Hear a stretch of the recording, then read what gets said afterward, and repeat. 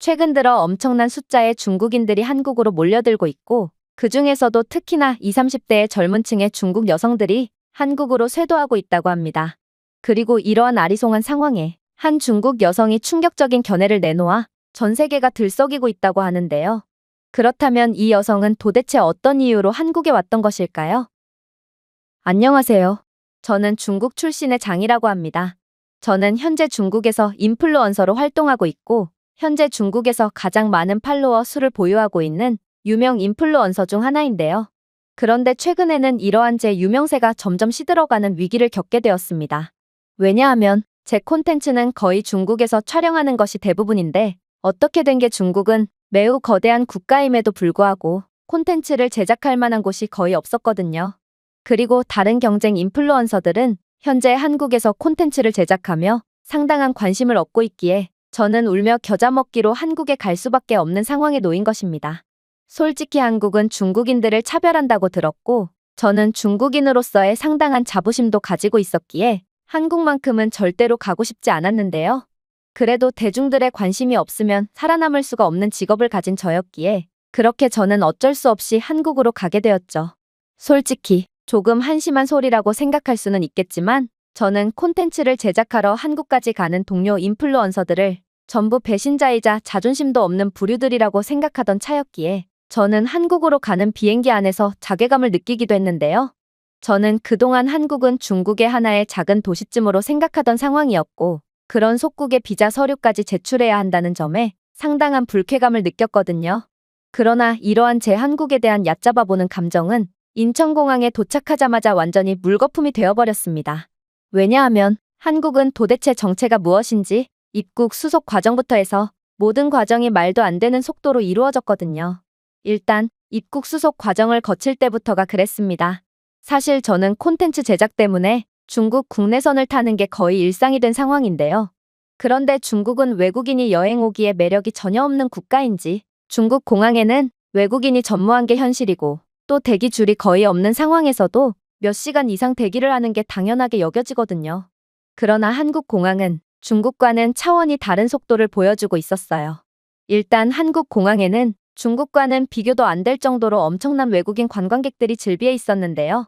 아무리 봐도 한국 공항에는 한국인보다 외국인 관광객들이 더 많아 보였고, 저는 이렇듯 중국이 정부 차원에서 각종 외국인 관광객 유치 정책을 펼쳐도 한국에만 고스란히 외국인들이 몰리는 상황에 왠지 모를 열등감을 느낄 뿐이었습니다. 또한 인천공항에는 중국 공항과 비교했을 때 거의 5배는 넘는 긴 줄이 서 있었음에도 불구하고 거의 무빙워크를 탄 것처럼 말도 안 되는 속도로 줄이 순식간에 사라져버리는 거 아니겠어요? 나중에 알고 보니 한국은 이러한 입국 수속객에 대한 수속 과정을 전부 자체 기술력으로 개발한 AI 기술로 대체를 한 상황이었고, 덕분에 한국 공항은 훨씬 더 안전하고 빠른 속도로 수속 과정을 처리할 수가 있던 거였어요. 현재 한국의 이러한 AI 기반 수속 시스템은 유럽 주요국으로까지 수출되며 한국의 기술 강국으로서의 위상을 더욱 드높이고 있다고 했는데요. 결국 저는 한국에 도착하자마자 이러한 한국의 예상치도 못한 수준 높은 모습에 까무러칠 수밖에 없던 것입니다. 그러나 한국에 더욱 놀라웠던 점은 따로 있었습니다. 바로 한국 공항은 한국어를 전혀 못하는 저라도 조금의 문제도 없이 공항을 빠져나갈 수 있게끔 하도록 모든 준비를 마친 상태였거든요. 일단 제 캐리어는 조금의 시간 지체도 없이 제게 다시 돌아왔으며, 인천공항은 확실히 엄청난 크기를 자랑하는 초대형 공항이었지만 공항 이용객을 배려해주는 다양한 시스템이 구축되어 있어서 정말 5살짜리 어린아이라도 무리 없이 공항을 빠져나갈 수 있도록 했는데요. 일단 저는 포터로봇을 통해 무거운 캐리어와 배낭을 제가 직접 옮길 필요도 없이 손 안 대고도 공항을 벗어날 수 있었고, 놀랍게도 포터로봇에는 자동 GPS 추적 기능이 존재했기에 저는 그저 공항 출구를 도착지로 설정한 것만으로도 짐 운송과 길 찾기 기능을 동시에 이용할 수 있었습니다. 이건 수화물 분실과 도난, 지연이 밥 먹듯이 일어나는 중국의 공항과는 수준 자체가 다른 모습이었을 뿐더러 기계는커녕 영어 표지판조차 전혀 없는 중국 공항을 완전히 제압하는 놀라운 모습이었죠. 하지만 그렇게 한국 공항에서 각종 편리함을 느끼며 이동을 하던 중 생각하고 싶지도 않은 심각한 문제가 발생하고 말았습니다. 바로 제가 중국 국적기에서 받았던 커피와 간식이 잘못되었는지 제 배는 금방이라도 터질 듯한 시한폭탄처럼 울렁댔거든요. 하지만 화장실을 가는 건 제 선택지에 없었습니다.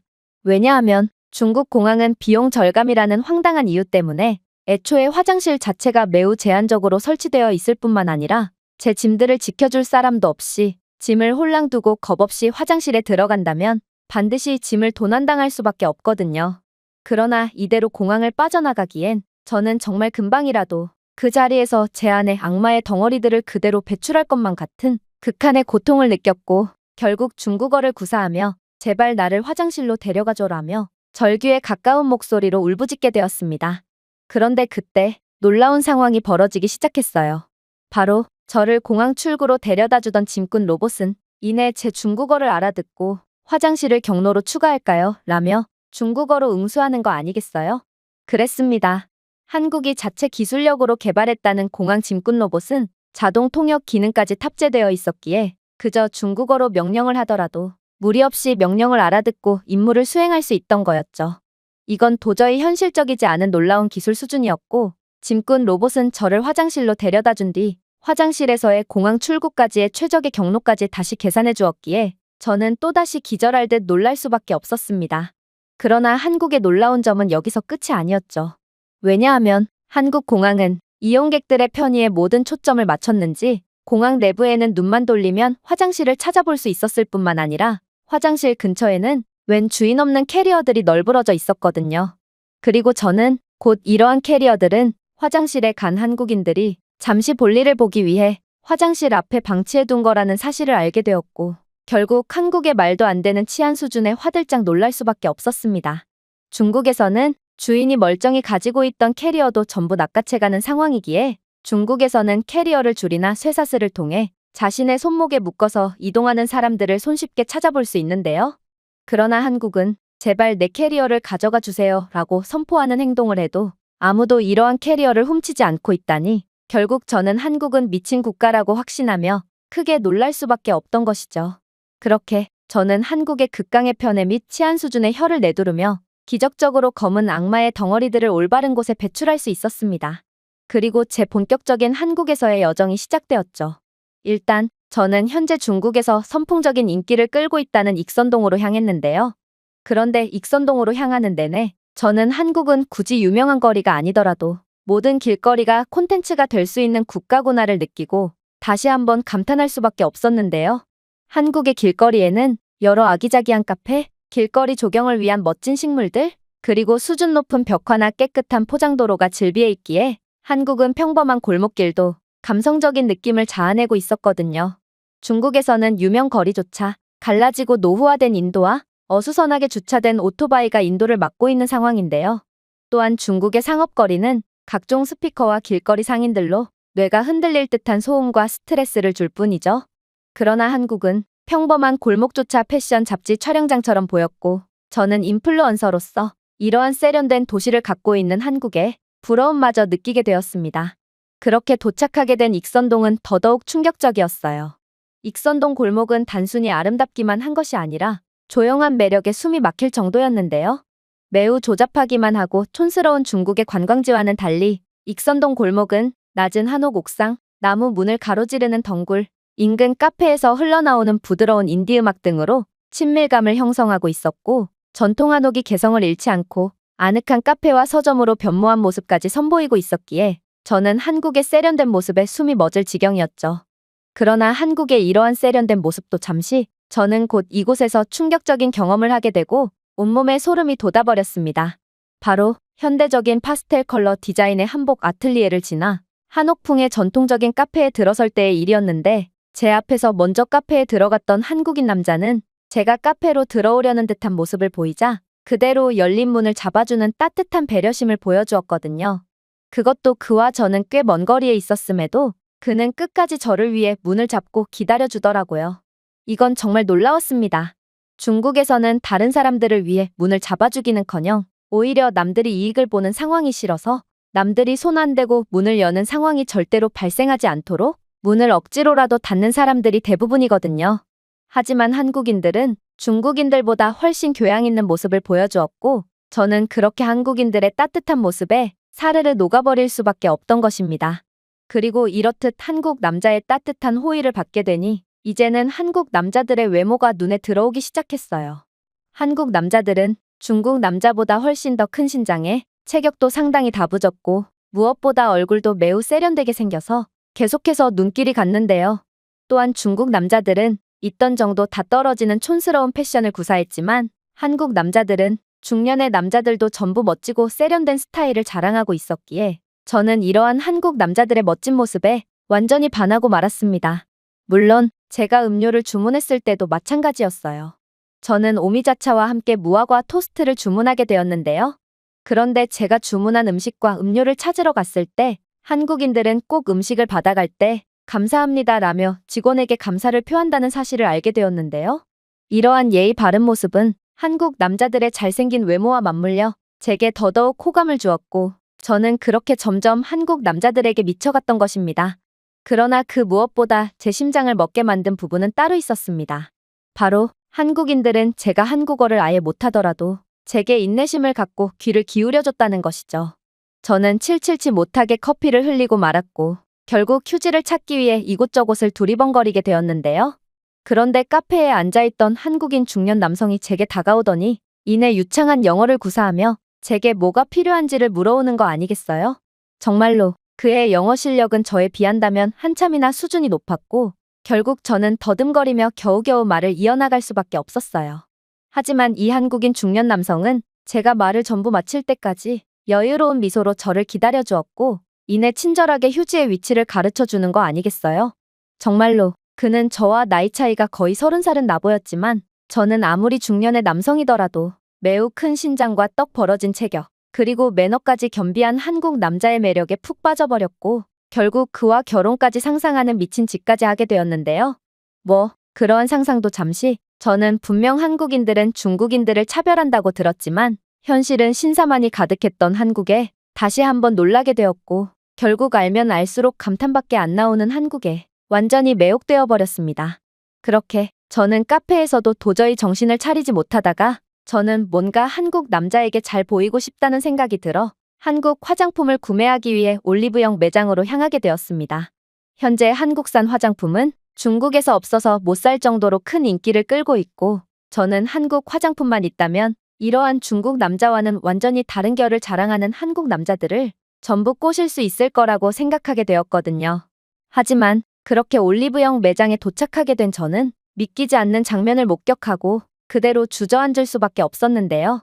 왜냐하면 중국 남자와는 비교도 안 될 정도로 키도 크고 잘생긴 한국 남자처럼 한국 여자들 또한 중국 여자와는 비교도 안 될 정도로 세련된 모습을 자랑하고 있었거든요. 한국 여성들은 깔끔한 스타일링과 잘 정돈된 의상에 중국 여자들보다 훨씬 하얗고 늘씬했는데요.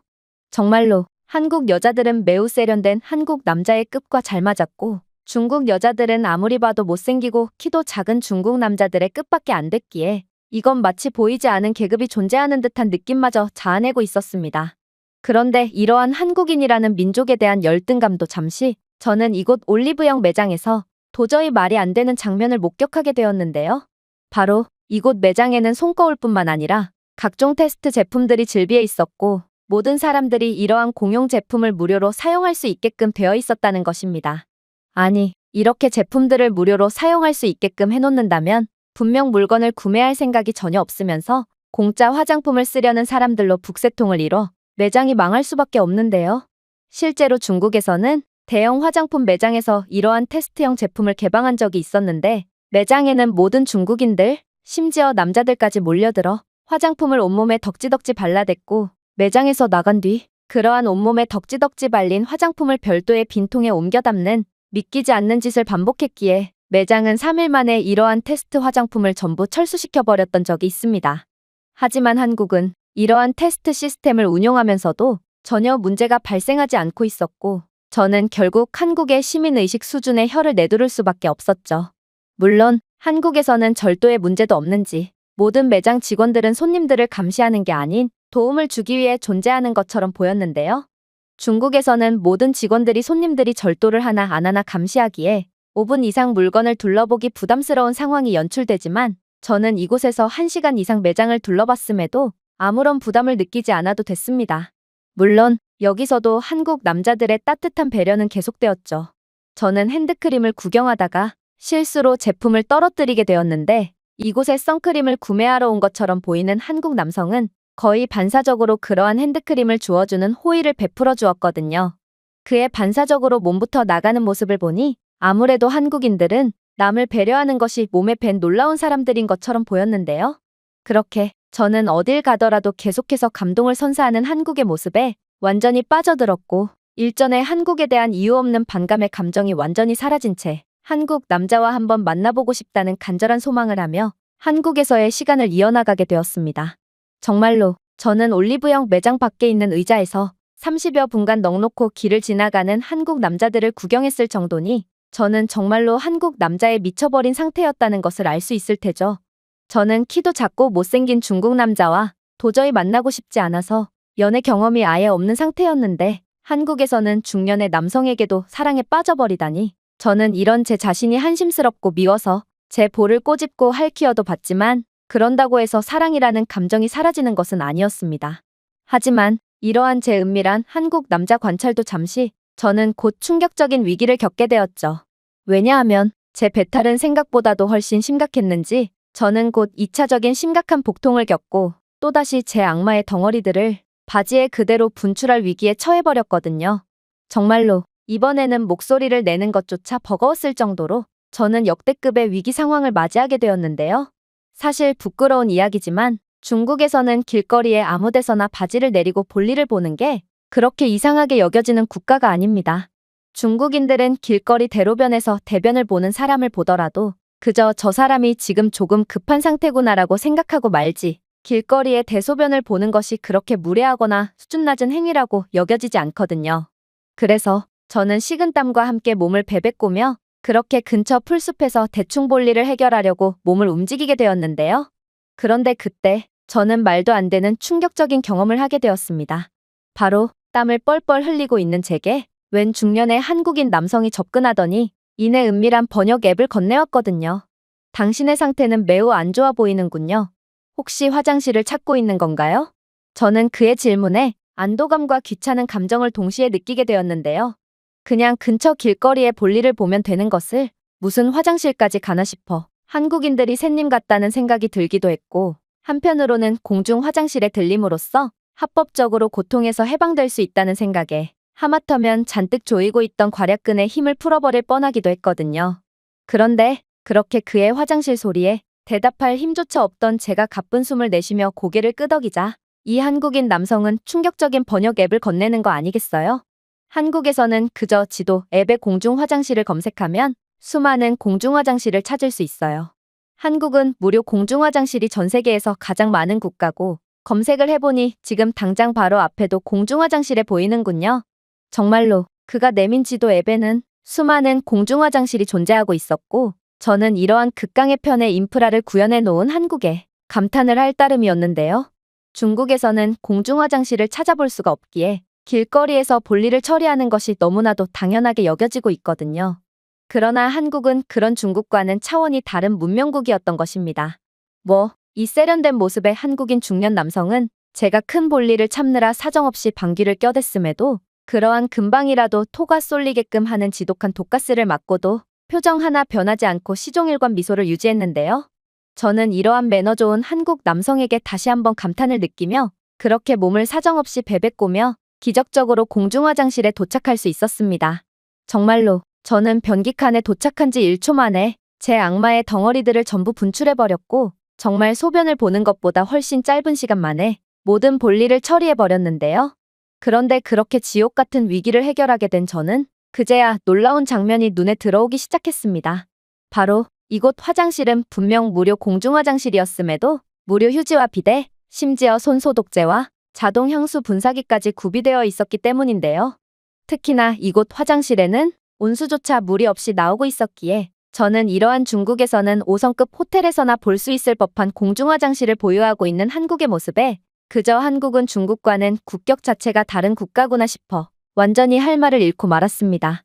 솔직히 저는 제 조국을 버린 뒤 말도 안 되는 인프라를 가진 한국에서 잘생긴 한국 남자와 함께 살고 싶다는 생각을 수도 없이 했을 정도로 이젠 한국이라는 나라와 한국 남자에 완전히 푹 빠져버렸는데요. 심지어 지하철을 이용할 때도 그랬습니다. 저는 만원의 한국 지하철에서 엄청난 신장을 자랑하는 한국 남자들에 의해 그 즉시 난쟁이가 되었고, 제 얼굴은 한국 남자들의 가슴팍에 겨우 도달할 만큼 한국 남자들은 압도적인 신장을 자랑했는데요. 솔직히 저는 이러한 설레는 키 차이에 실수인 척 몰래 한국 남자들의 가슴팍에 기대서 가기도 했는데, 이런 제 모습을 본 다른 한국인은 제가 아픈 줄 착각했는지 제게 자리를 양보해 주는 거 아니겠어요? 그렇게 저는 한국인의 호혜 때문에 짧았던 지하철에서의 호사를 잃어버리고 말았고, 그렇게 이걸 감사해야 하나 말아야 하나 싶은 묘한 여정을 이어나갔습니다. 역시나 한국은 평범한 부분들에서 마저 중국을 압도하고 있었어요. 한국 길거리를 걷다 보면 종종 공원들을 볼 수 있었고, 공원에는 깨끗한 벤치와 음수대, 그리고 벤치에는 무료 전자기기 충전 장치까지 구비되어 있었기에 한국인들은 그야말로 빈손으로 나와도 완벽한 휴식을 취할 수 있었거든요. 횡단보도도 놀랍기는 마찬가지였어요. 한국은 스마트폰 사용자를 위해 횡단보도 바닥에 신호등을 설치해 두었을 뿐만 아니라 시민들이 더욱 안전하게 길을 건널 수 있도록 남은 신호를 시간으로 표시까지 해주는 첨단적인 시스템을 자랑하고 있었거든요. 당연히 한국에서는 신호를 위반하는 차량 따위는 존재하지 않았기에 저는 항상 안전을 보장받으며 이동할 수 있었습니다. 중국에서는 아예 신호등이나 횡단보도 자체가 없는 곳들도 많고, 차량이나 스쿠터가 인도를 지나다니는 일도 상당히 잦지만 그러한 상황은 한국에서는 절대로 볼 수가 없었죠.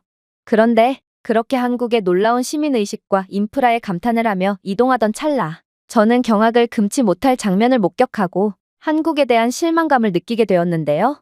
바로 저는 웬 중학생 무리들이 리어카를 끄는 노인들에게 단체로 뛰어가는 장면을 목격하게 되었거든요. 이건 명백한 집단 강탈의 상황이라고 생각할 수밖에 없었습니다. 사실 중국에서는 이러한 리어카를 끌고 다니며 폐지나 재활용품을 수거하는 사람들을 추적하며, 리어카가 일정량 이상 차게 되면 그 즉시 습격을 가해 리어카를 통째로 빼앗아버리는 전문적인 조직들까지 존재하거든요.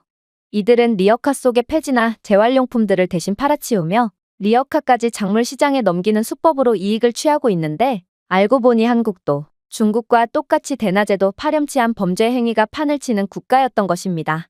저는 이러한 제 기대를 완전히 짓밟아버리는 한국의 후진적인 면모에 한국에 대한 배신감마저 느끼게 되었고, 그렇게 그 즉시 카메라를 들고 이러한 강탈의 장면을 촬영하게 되었는데요. 그런데 도저히 믿을 수가 없는 일이 일어나기 시작했습니다. 분명 리어카를 강탈할 거라고 생각했던 한국인 학생 무리는 그대로 할머니의 리어카를 뒤에서 밀어주며 할머니를 위한 도움을 제공해 주었거든요. 이건 도저히 말이 안 되는 상황이었습니다. 이들은 도대체 무슨 이유로 할머니에게 도움을 제공한다는 말인가요?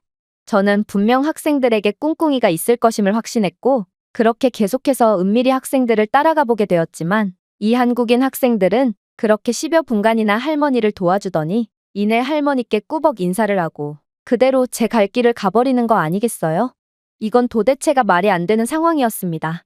아무런 대가 없이 생전 처음 보는 남을 돕다니, 이건 중국에서는 바보들이나 할 법한 행동이라며 그 즉시 손가락질을 당하는 행동이거든요. 그도 그럴 것이 자신의 귀중한 시간과 노동력을 한 번 보고 말 사이에 사람에게 제공하는 것은 바보가 아니라면 도저히 할 수가 없는 행동이고, 더더욱이 중국인들은 남에게 대가 없는 호의 따위는 절대로 베풀지 않는 사람들이죠. 그러나 한국인들은 정말로 전부 바보들인지 할머니를 도와준 학생들은 이러한 아무런 소득도 없는 멍청한 행동을 하고도 시시덕대며 자신들이 원래 향하던 골목으로 돌아갔고, 저는 이러한 바보 같은 한국인들을 보며 왠지 모를 아름다움을 느끼게 되었습니다. 그리고 이런 바보들의 나라에서 사는 건 도대체 어떤 느낌일까 싶어 가슴이 뜨거워지기까지 했어요. 중국도 한국처럼 서로가 서로에게 무의미한 바보 같은 행동을 반복하다 보면 뭔가 한국과 같은 수준 높은 나라로 발전할 수 있을 것 같다는 느낌이 들었거든요. 물론 그런다고 해서 중국인들이 한국인들처럼 키가 커진다거나 얼굴이 잘생겨진다거나 하는 일 따위는 절대로 일어나지 않을 테지만 말입니다. 아무튼 그렇게 저는 묘한 감정을 느끼며 발걸음을 재촉했습니다. 그리고 잠깐 목을 축이기 위해 한국의 편의점에 들렀을 때 심장이 멎을 것 같을 정도로 충격적인 장면을 목격하게 되었죠. 바로 이곳 편의점에서 아르바이트를 하는 한국인 남성이 너무나도 잘생겼기 때문이었습니다. 심지어 그는 도대체 제가 중국인이라는 사실을 어떻게 알았는지 제가 음료수를 하나 구매하려고 하자 번역 앱을 통해 중국어로 1+1 행사 상품이니 똑같은 음료를 하나 더 가져오라는 친절한 말까지 건넸기에 저는 분명 그도 제게 호감이 있기에 호의를 베풀어 준 거라고 생각하게 되었어요. 그래서 저는 계산을 마치며 음료수 하나를 편의점 직원에게 건네며 의미심장한 말을 건네게 되었죠. 이봐요. 저와 진지하게 만나볼 생각 없나요? 저는 중국에서 가장 유명한 인플루언서고 저는 젊고 예쁘니 분명 당신도 저를 좋아할 수밖에 없어요. 그리고 한국은 사실상 중국의 속국과 다름이 없는데 만약 당신이 저와 결혼을 하게 된다면 당신은 한국인들의 평생의 꿈이자 수건과 다름이 없다는 중국 국적을 취득할 수 있어요. 중국인이 될 수 있는 아주 영광스럽고 절호의 기회인 거라고요. 물론 당신에겐 세계에서 가장 유망하고 전 세계인이 배우고 싶어 한다는 중국어를 배울 수 있는 기회도 주어질 뿐만 아니라 저는 중국에서 가장 유명한 인플루언서니 당신을 직원으로 고용해 줄 수도 있어요. 한국은 무척이나 가난한 국가라고 알고 있는데 저는 당신에게 중국의 평균 월급인 25만 원보다 3배나 높은 75만 원을 지급하도록 하죠. 어때요? 이건 당신의 운명과 당신의 가족의 운명까지 바꿀 만한 절호의 기회가 아닌가요? 그러자 한국인 편의점 직원은 그저 저를 뚫어져라 쳐다보더니 이내 충격적인 대답을 건네오는 거 아니겠어요? 지금껏 당신이 한 말 중에서 옳은 말이라곤 당신이 젊다는 것밖에 없어요. 분명 당신은 젊지만 예쁘다는 말에는 동의하지 못하겠네요. 저기 밖을 좀 보세요. 그저 평범한 길거리에서도 흔하게 볼 수 있는 한국인 여성들마저 당신보다 훨씬 예쁘고 키도 큰데 제가 미쳤다고 당신을 만나겠어요? 그리고 한국이 중국의 속국이라면 왜 자꾸 중국인들은 한국에 불법적으로까지 와서 일자리를 구하는 거죠? 현재 한국 내 불법적으로 체류하고 있는 외국 국적자의 수는 중국인이 압도적인 1위를 차지하고 있고 범죄도 중국인이 가장 많이 일으키고 있어요. 도대체 중국인들은 왜 그런 자신들의 자랑스러운 나라를 놔두고 남의 나라까지 기어들어와서 문제를 일으키는 거냐고요. 그리고 저는 이곳 편의점에서 주말만 일함에도 당신이 언급한 중국인들의 평균 월급의 3배보다도 더 많은 돈을 벌고 있어요. 그런데 제가 왜 못생기고 범죄를 저지를지도 모르는 중국인인 당신과 만나야 하는 거죠? 장담컨대 한국 남성들에겐 더 좋은 선택지가 널렸고 아무도 당신과 같은 중국 여자와는 만나지 않을 거예요. 저는 그의 충격적인 대답에 완전히 넋이 나가고 말았습니다. 그리고 식품 매대 앞에 거울에 비친 제 모습을 보자마자 저는 할 말을 잃고 말았죠. 왜냐하면 저는 정말로 길거리에 즐비한 늘씬하고 세련된 한국 여자들과는 달리 제가 그렇게나 욕하던 평범한 중국 여자와 별다를 바가 없는 몰골을 하고 있었거든요. 저는 한국에서 한국 여자들을 계속해서 봐오다 보니 저도 한국 여자들처럼 늘씬할 거라고 착각을 했던 거였고 아무리 질 좋은 한국 화장품을 사용해봤자 저는 그저 화장품을 바른 중국 여자일 뿐 한국인이라는 우수한 민족의 벽 앞에 가로막힌 중국인일 뿐이었던 거였습니다. 결국 저는 쓸쓸히 편의점에서 나와 벤치에서 멍 때릴 뿐이었고 그림의 떡 같은 존재인 한국 남자들을 하염없이 바라보며 중국인들이 왜 그렇게 한국을 비하하는지 완전히 이해하게 되었습니다. 중국인들은 아무리 노력해도 한국인이 될 수 없고 이러한 좌절감에서 비롯된 열등감 때문이었던 것입니다. 한국 브랜드는 일본의 기술력을 그대로 따라한 짝퉁일 뿐입니다. 그리고 원조인 일본 브랜드를 두고 그런 허접한 제품을 소비하는 건 바보들이나 하는 짓이죠. 여기 일본 매체의 거짓 선동에 속아 한국을 완전히 개발도상국으로 인식하게 된 독일 마을이 있습니다. 그런데 이곳 독일 마을 지역 방송에서 한국 관련 충격적인 다큐멘터리가 송출된 이후 한국에 대한 마을 주민들의 인식은 180도 바뀌게 되었다고 하는데요. 그렇다면 이곳 마을 주민들을 경악의 도가니에 빠뜨린 한국 영상의 정체는 대체 무엇일까요? 안녕하세요. 저는 독일 출신의 카린이라고 합니다. 겉으로 봤을 때는 평범하기 그지없는 저희 가족이지만 사실 제겐 아주 특별한 아빠가 있는데요. 사실 정확히 말하자면 아빠는 특별하다기보단 엄청난 괴짜셨죠.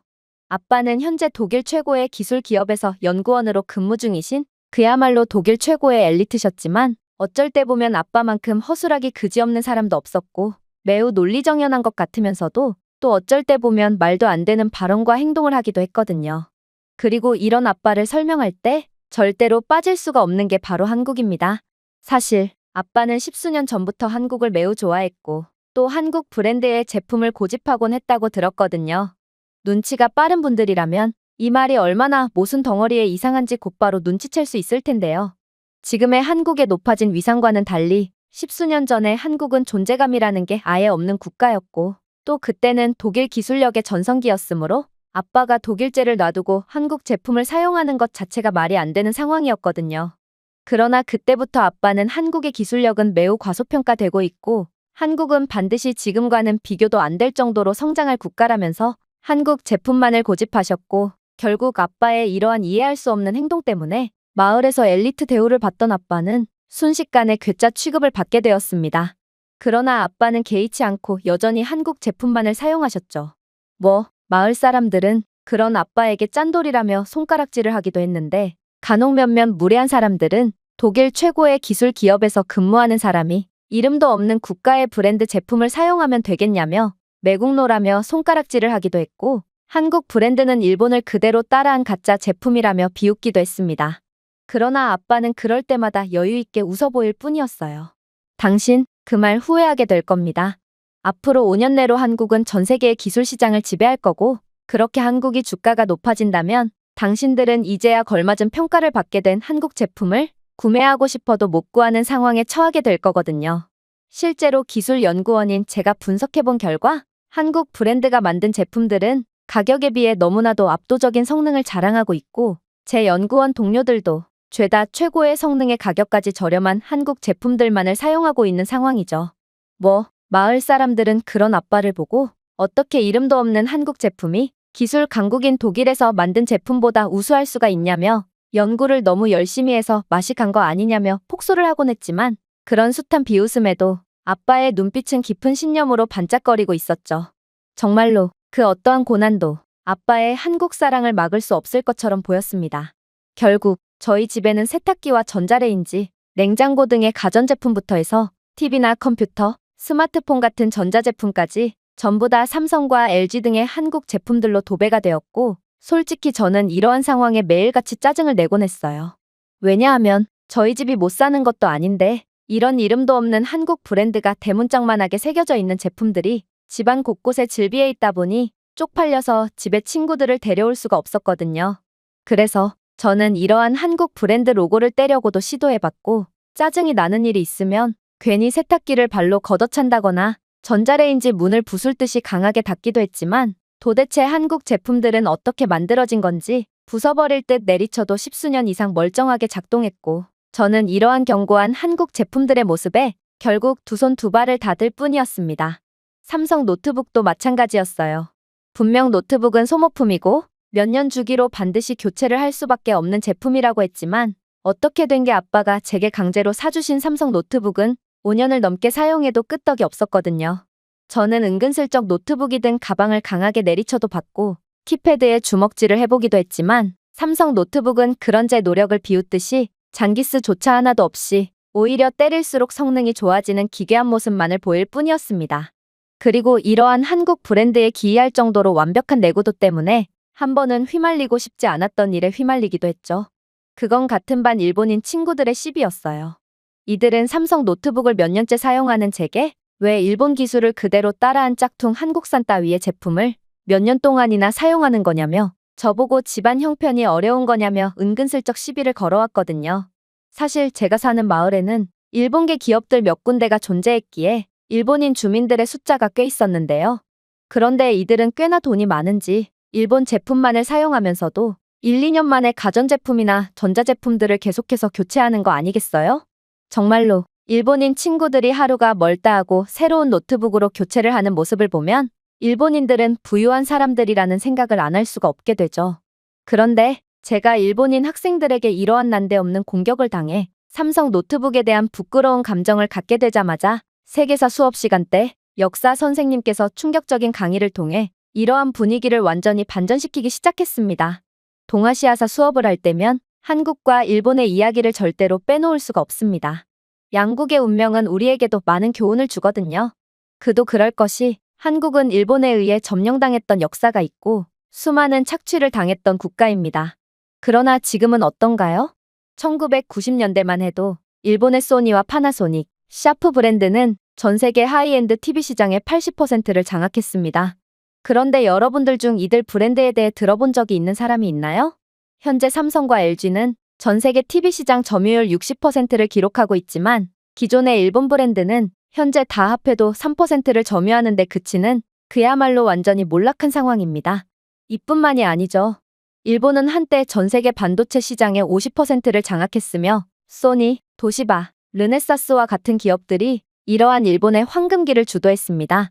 하지만 현재의 전 세계 반도체 흐름은 한국의 삼성과 SK 하이닉스의 양강체제로 완전히 넘어간 지 오래입니다. 한국은 전 세계 반도체 매출의 65%를 차지하고 있거든요. 반면에 기존의 반도체 산업을 이끌었던 일본 브랜드들은 전부 매각되었거나 다른 국가로 넘어갔거나 아니면 파산 직전의 어려운 시기를 보내고 있는 상황이죠. 스마트폰은 말할 것도 없습니다. 2010년만 해도 소니와 샤프, 파나소닉은 전 세계 스마트폰 시장 15%의 점유율을 차지하며 세계로의 한 발자국을 내딛는가 싶었습니다. 그러나 현재 소니는 1% 미만의 점유율을 기록하고 있으며 이는 수익성이 아예 없게 되었다는 것을 뜻합니다. 또한 샤프와 파나소닉은 스마트폰 업계에서 완전히 사라지고 말았죠. 그러나 삼성은 애플과 스마트폰 시장을 양분하고 있을 정도로 이 분야에서 세계 최고의 모습을 보이고 있는 상황입니다. 가전시장의 경우에는 여러분들의 집에 어떤 브랜드의 가전제품이 있느냐를 확인한다면 두 국가의 운명을 쉽게 예상할 수 있을 것입니다. 1990년대만 해도 파나소닉, 히타치, 그리고 도시바는 냉장고, 세탁기 분야에서 선두를 달리고 있었습니다.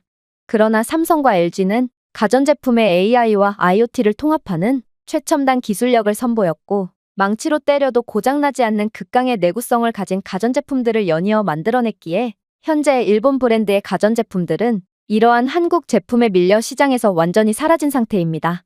한때 전 세계 가전시장의 70%를 장악했던 일본이지만 현재는 일본 가전제품은 일본에서조차 찾아볼 수 없고 일본에서는 전 세계 점유율 75%를 차지하고 있는 삼성과 LG 가전제품들만이 버젓이 전시되어 있을 뿐이죠. 이러한 사례는 오늘날에는 영원한 강자도 약자도 없다는 것을 보여줍니다. 현재 독일을 좀 보세요. 독일은 전통적인 기술 강국으로 불리고 있지만 이러한 신흥 강자인 한국에 의해 계속해서 기술 부분에서의 파일을 빼앗기고 있습니다. 현재 한국이 써내려가고 있는 발전사야말로 새로운 역사라고 할 수 있으며 우리는 한국의 성공 과정을 통해 혁신의 중요성을 학습하고 과거의 성공에 안주하지 않기 위해 노력해야 할 것입니다. 그랬습니다. 일본인들이 노트북을 자주 바꾼 건 일본 기술력이 한참이나 뒤떨어져 있기 때문에 일본산 노트북은 하루가 멀다 하고 고장났기에 자주 교체할 수밖에 없던 거였죠. 반면에 한국 브랜드 제품은 최고의 기술력으로 무장했기에 절대로 고장나는 법이 없던 거였습니다. 그리고 이러한 양국의 현격한 격차를 보더라도 한국 브랜드는 일본 기술을 그대로 베꼈다는 주장은 말도 안 되는 주장이라고 할 수 있었죠. 아무튼 이번 수업 이후 일본인들의 난데없는 시비는 완전히 종적을 감추게 되었고 이들은 상당히 쪽팔렸는지 그렇게나 일본 브랜드 제품을 고집하며 일본인인 것을 자랑스럽게 여기던 태도를 완전히 내려놓고 한국산 노트북을 구매하기 시작했는데요. 물론 일본인들은 음습한 모습만은 내려놓지 않더군요. 이들은 교묘하게 삼성이나 LG의 로고를 스티커로 가림으로써 마치 자신은 한국 브랜드 제품을 사용하지 않는 척을 했거든요. 그런데 더 충격적이었던 점은 따로 있었습니다. 이 사건이 있은 뒤부터 정말로 세계 판도는 아빠가 말한 대로 흘러가기 시작했거든요. 한국은 정말로 문화 하나로 전 세계를 지배하기 시작했고 이렇듯 한국의 인지도 및 국격이 높아지자 저절로 한국의 과소평가되고 있던 기술력도 제대로 된 인정을 받기 시작했는데요. 정말로 안 그래도 한국 가전제품들은 점차 독일인들의 시선을 사로잡고 있었지만 이제는 자국 브랜드만을 고집하던 보수적인 독일인들마저 한국 브랜드 제품들을 없어서 못 구할 정도로 독일에서의 한국 제품은 엄청난 유명세와 인기를 자랑하게 되었습니다. 아빠는 괴짜가 아니었고 엄청난 성견지명을 가진 똑똑한 사람이었던 거였죠. 하지만 문제는 아빠는 이제 제게 한국으로의 유학까지 제안하셨다는 거였습니다. 저는 그새 독일 대학교로 진학을 했지만 그렇게나 기술력으로 유명했던 독일은 정말로 뒤처진 나라가 되었는지 수업은 제가 생각했던 방식이 아니었고 너무나도 오래되고 낡아빠진 고리타분한 것들만을 배울 뿐이었는데요. 그런데 실망한 제가 아빠에게 고민 상담을 요청하니 아빠는 조금의 고민도 하지 않고 그럼 한국으로의 유학을 가면 되는 거 아니냐며 실제로 한국은 현재 세계 최고의 기술력을 가지게 되었을 뿐만 아니라 아직도 과소평가되고 있는 국가라며 호언장담을 하시는 거 아니겠어요? 저는 이러한 아빠의 모습에 정신이 아득해질 뿐이었습니다. 물론 아빠의 십수년 전 예언은 적중하긴 했지만 그래도 다니던 학교까지 자퇴하고 한국으로 유학을 가라니 어떻게 아빠가 돼서 딸에게 이렇듯 무책임한 소리를 한단 말인가요? 그리고 아직도 한국이 과소평가되고 있다는 것도 도저히 믿기지가 않았는데 지금의 한국은 오히려 과대평가를 받고 있는 것처럼 보일 정도로 요즘 독일은 어딜 둘러봐도 전부 한국밖에 안 보이는 상황이거든요. 그런데 이런 한국이 과소평가되었다면 아빠는 한국이 지구를 지배하기라도 해야 그제야 적당한 평가를 받고 있다고 말씀하실 생각인 건지 저는 아빠의 성견지명은 물론 대단했지만 그래도 너무 과장을 하는 건 아닌가 싶었습니다. 그러던 그때 저는 충격적인 영상 하나를 접하게 되었습니다. 그건 바로 독일 메인 뉴스에 당연히 독일이 따낼 줄 알았던 인도의 25조 원 규모의 초대형 지하철 건설 수주 사업이 최종 결과까지 간 끝에 한국이 독일을 상대로 승리를 따내면서 한국이 막대한 이익을 고스란히 가져가 버렸다는 소식이었는데요. 이에 대해 진행자는 비통한 표정으로 뭔가를 중얼댔지만 제 귀에는 그러한 멘트가 하나도 들려오지 않았죠. 아니, 독일이 한국에 지다니 그것도 지하철 건설 분야는 독일이 매우 자랑하던 부분이었기에 충격은 배가 될 수밖에 없었습니다. 아무리 독일이 이빨 빠진 호랑이라고 해도 어떻게 보이지도 않는 밑에서 치고 올라오던 한국에 의해 추월당할 수가 있단 말인가? 저는 독일인으로서 엄청난 충격과 실망감을 느낄 수밖에 없었는데요. 그런데 아빠는 제 충격받은 얼굴을 보더니 자신이 뭘 했냐며 이번 인도 지하철 수주 경쟁은 자신의 회사와 밀접한 관계가 있는 일이니 자신이 설명해 줄 수 있을 것 같다는 말을 해오는 거 아니겠어요? 동시에 아빠는 지금 설명보다 중요한 건 따로 있다는 말을 덧붙이시며 일단 지금의 우물안 개구리 꼴인 저는 새로운 경험이 필요하고 세상 밖으로 먼저 나오는 게 우선이라며 저를 강제로 한국으로 끌고 가려고 했죠. 그리고 저는 아빠에게 대항할 힘조차 남지 않은 상태였기에 그렇게 아빠에 의해 강제로 한국에 끌려가게 되었습니다.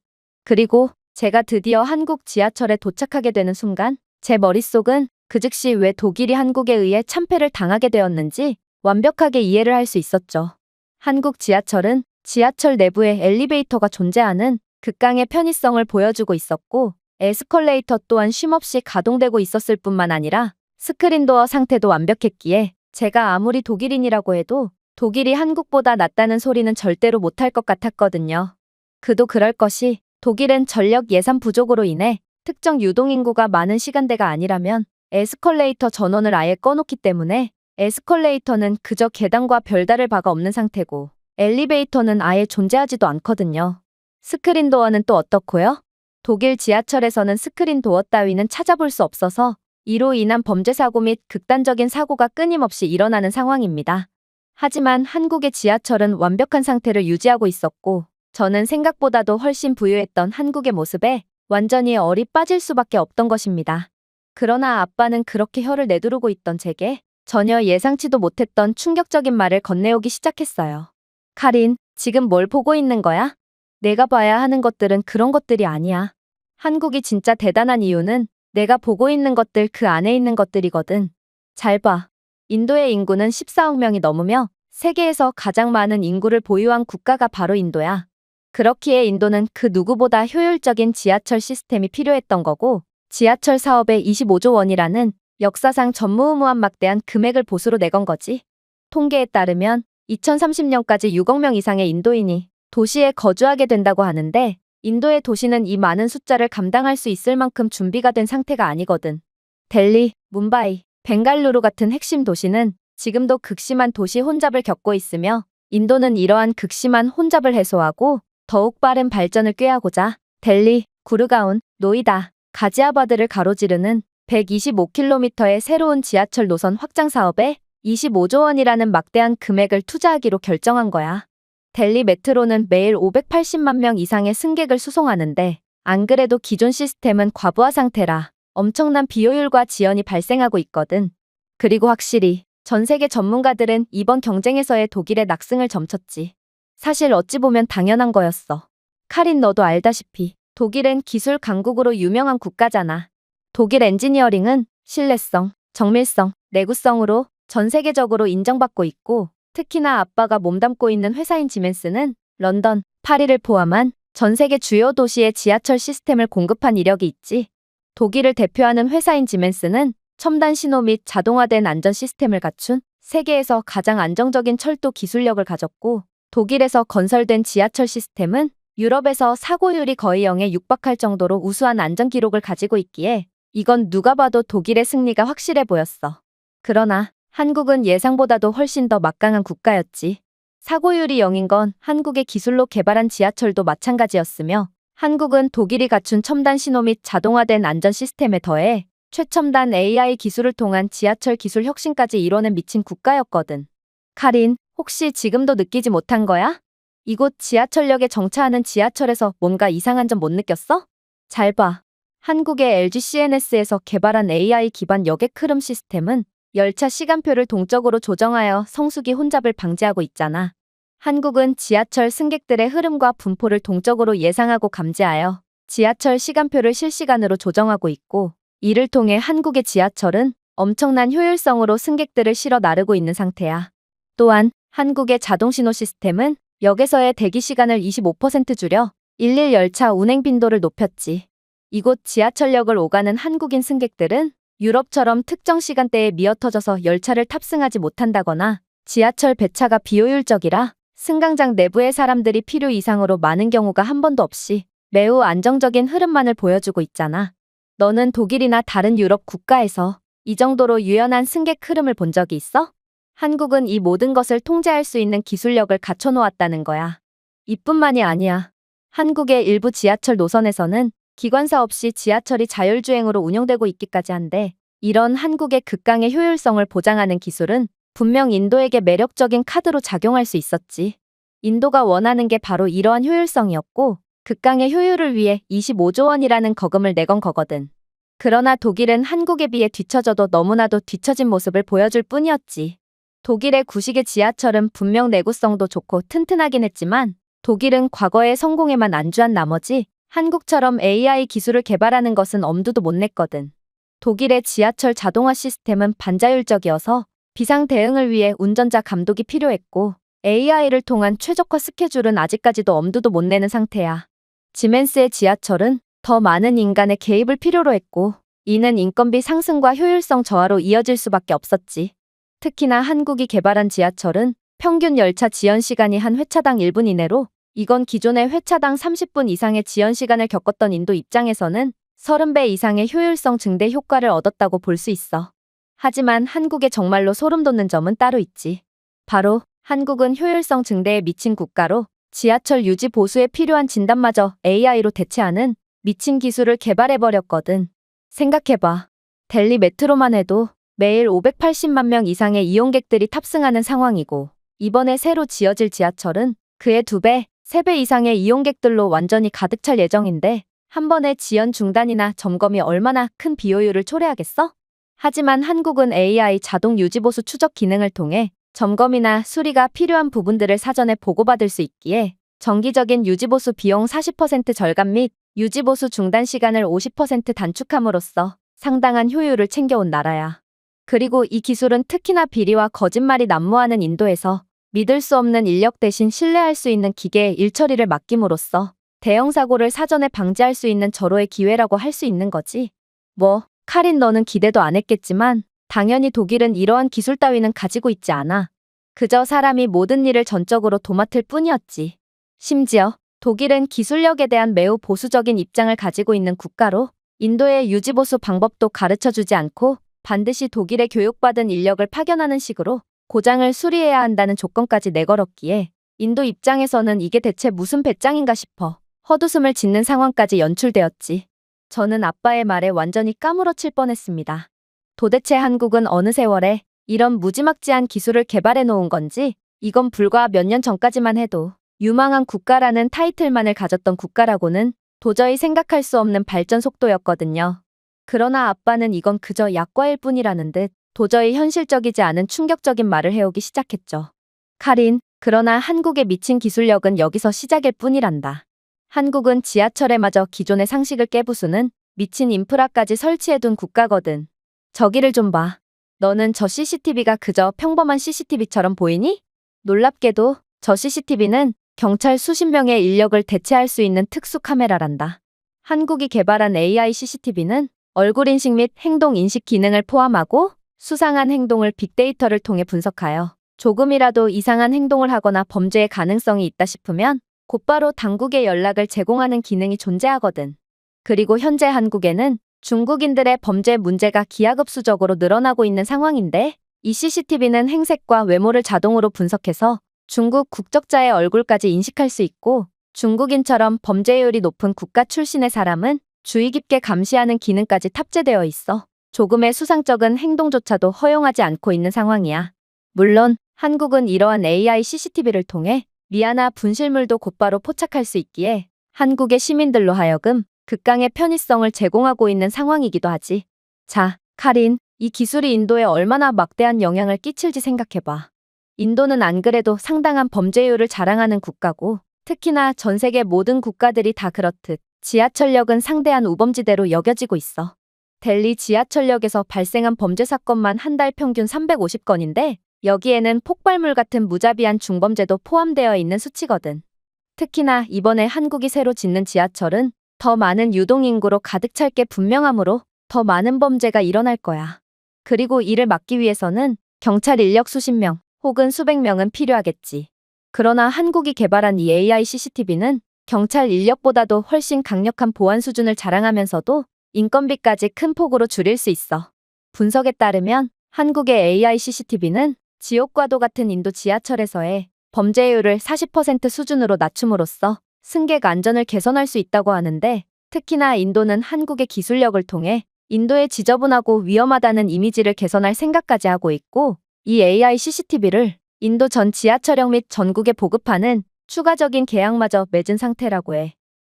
CCTV에 AI 기술을 탑재하는 미친 생각을 하는 나라는 한국밖에 없고, 당연히 이 정도로 완벽한 성능을 자랑하는 카메라도 한국밖에 만들어내지 못했으므로 인도는 그만큼 엄청난 비용을 지불하며 이에 대한 막대한 이익은 한국이 고스란히 얻게 되겠지. 저는 이쯤 되자 더 이상은 참을 수가 없는 지경에 이르렀습니다. 한국이 우수한 것은 알겠는데 이건 너무나도 압도적으로 차이가 나는 모습이었거든요. 생각해보세요. 한국은 지하철 기술뿐만 아니라 부수적인 CCTV 및 AI 기술 등 모든 방면에서 독일을 압도하고 있는데, 이건 기술 강국이었던 독일을 완전히 후진국쯤으로 만드는 상황과 다름이 없었거든요. 그래서 저는 괜한 억지를 부리고 말았습니다. 그래봤자 지하철 수준은 지하철만 잘 만들면 되는 거 아닌가요?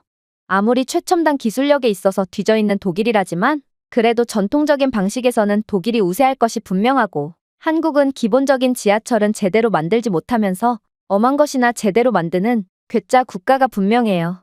하지만 아빠는 냉정하셨습니다.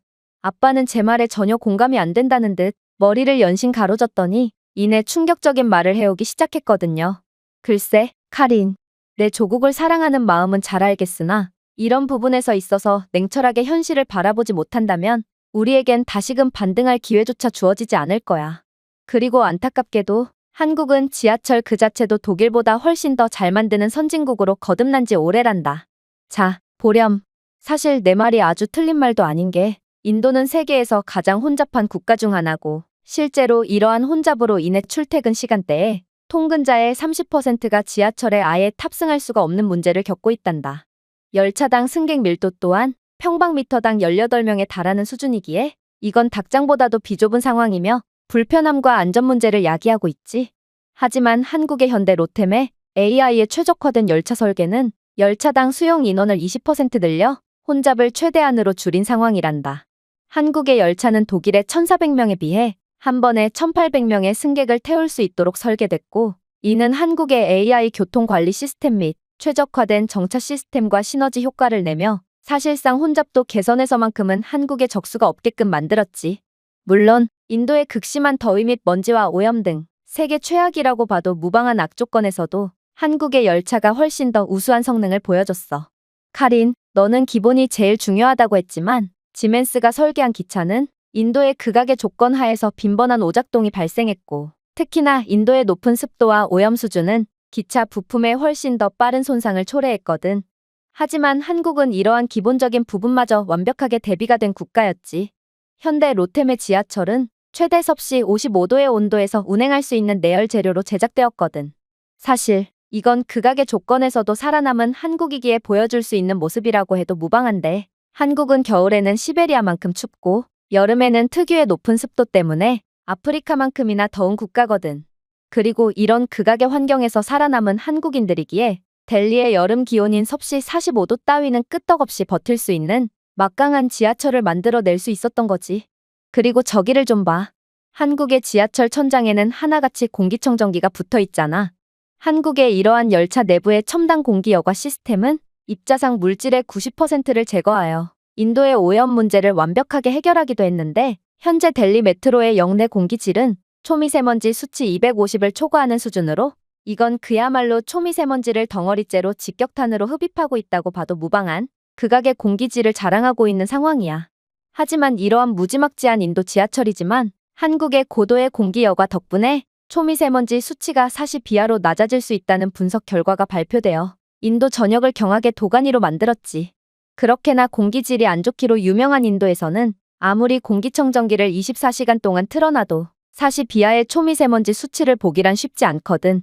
특히나 한국의 LGCNS는 환기를 동적으로 조절하여 객차 내부의 열 축적을 줄이는 AI 기반 냉각 시스템을 개발하기까지 했기에 한국이 만든 열차는 더욱 에너지 효율적으로 움직이며 비용 절감을 이뤄낼 수 있다는 거야. 자, 이제 내가 이곳 지하철역에서 어떤 부분을 집중해서 봐야 할지 알겠니?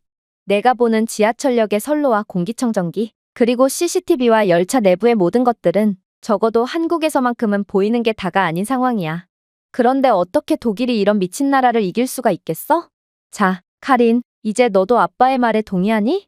한국은 아직도 과소평가된 나라라는 것을 말이야.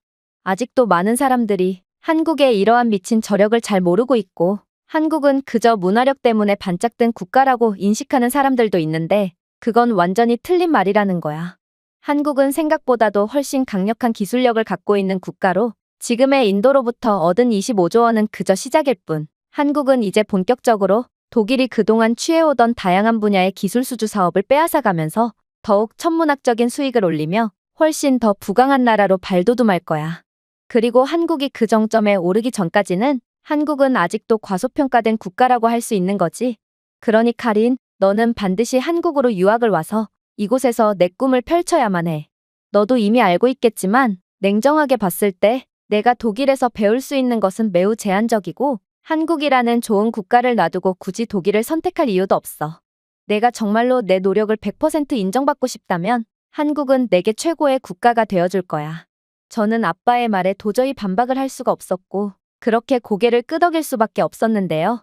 억지를 부리기엔 한국은 너무나도 압도적인 국가였고, 아직도 어린 제게조차 이 나라에 합류하지 않는다면 제 인생은 그야말로 곤두박질 칠 거라는 상당한 위기감을 심어주었거든요.